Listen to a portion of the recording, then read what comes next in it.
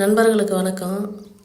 இப்போ நம்ம அது ராமர் சீதா மரத்தை பற்றி ஒரு அப்டேட்டு வச்சு 2 வருஷம் ஆகுது. இந்த 2 வருஷத்தில் ஒரு நிறைய பூ பூத்துது. ஆனால் நாங்கள் தான் அதை காய்க்கிட்டோன்னு விடலை. வேணால் 2 வருஷத்துக்கு அப்புறம் பார்ப்போன்னு விட்டுட்டோம்.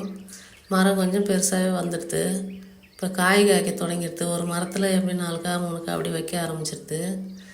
நம்ம எல்லா மரமும் வச்சுருக்கோன்னு சொன்னேன் இல்லைங்களா, அதில் இதுவும் ராமர் சீதாவும் 2 மரம் வச்சுருக்கேன்.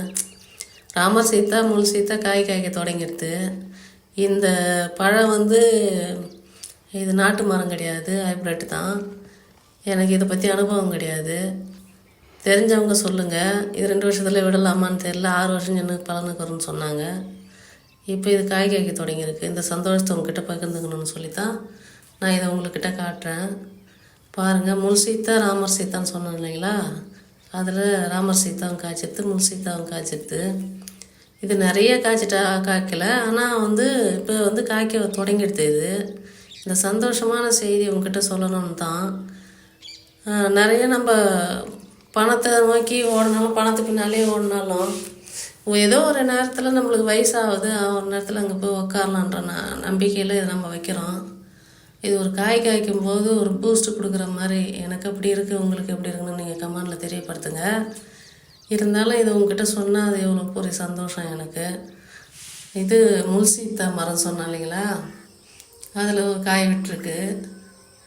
பாருங்கள், அது முள் சீதா உங்களுக்கு நல்லா பார்த்தா தெரியும். அதில் ஒரு காய் இருக்குது. இதுவும் அதே டைமில் வச்ச மரம் தான். ரொம்ப சந்தோஷமாக இருக்குது மக்களே. நம்ம என்ன தான் ரொம்ப கஷ்டப்பட்டு சோர்ந்து நிற்கிற நேரத்தில் கூட ஒரு மரம் பிஞ்சு விட்டா காய் காய்ச்சா நம்ம குடும்பத்தில் ஒரு குழந்தை பிறந்த மாதிரி அப்படி ஒரு ஃபீல் ஆகுது எனக்கு. உங்களுக்கு எப்படி இருக்குன்னு நீங்கள் சொல்லுங்கள். இயற்கை நிறைய பேருக்கு பிடிக்காதவங்க இருக்க முடியாது.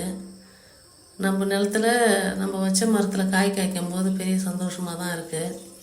இதையும் நான் இன்னும் ஒரு பறிக்கும்போது கண்டிப்பாக கிளி எதுலாம் எதுவும் செய்யலைன்னா பறிக்கும்போது உங்களுக்கு ஒரு அப்டேட் தரேன். அதை பாருங்கள். ரொம்ப சந்தோஷம் மக்களே. உங்ககிட்ட பகிர்ந்துக்காமல் நான் யார்கிட்ட சொல்ல போகிறேன். அதனால் இது நான் பார்த்ததுக்கு நன்றி. வீடியோ பிடிச்சிருந்தா சப்ஸ்கிரைப் பண்ணுங்கள், லைக் பண்ணுங்கள் மக்களே. வீடியோ ஓடலை அப்படின்னு சொல்லிட்டு நானும் கொஞ்சம் சொந்தம் இருக்கிறேன்.